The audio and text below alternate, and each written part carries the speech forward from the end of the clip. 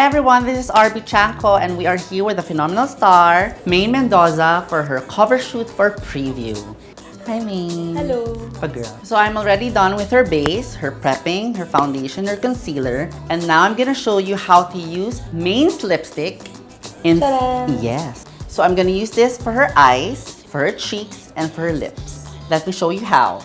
Yes. So I'm using a brush and just getting a little bit of color from the lipstick tube of Maine. You apply all over the eyelids, and when it's already there, then you can use your fingers to blend to the crease area. It has a taupish, pinkish, nudish color, so it's really suitable for all skin types. Again, apply all over the eyelids. When the color is settled, then you move out. And then you can use the same color on the lower lash line. And then you can use the same color using the same brush. Look up.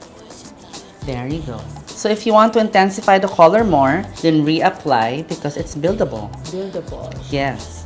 Buildable guys. So as blush, you can apply directly on the apples. Concentrate the color there. And then in circular motions, you can blend. See how nice.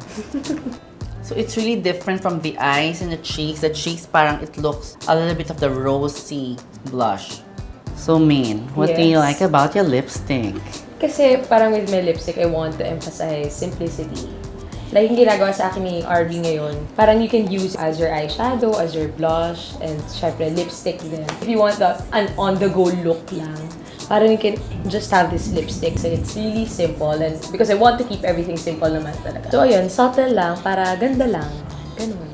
Yung makeup, yung tawag sa makeup, ganda lang look. If you're going on a day out or a night out and you want to keep everything subtle, you can use this lipstick. And feeling ko mag-iiba talaga yung rehistro, depende sa skin tone. Pero talagang I made sure na it will look good, lalo na sa Filipinas skin. So we can use this in two ways. I'll do the first one, like a super soft, dabbed on lipstick. Like you just dab it on the lips, not swiping it or wiping it.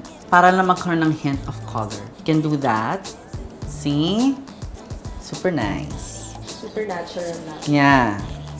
And then if you want that fuller, bolder color, then use a lip brush and apply. This one is super comfortable matte finish, so it's not drying. The color is so intense that you can actually use it to line also your lip.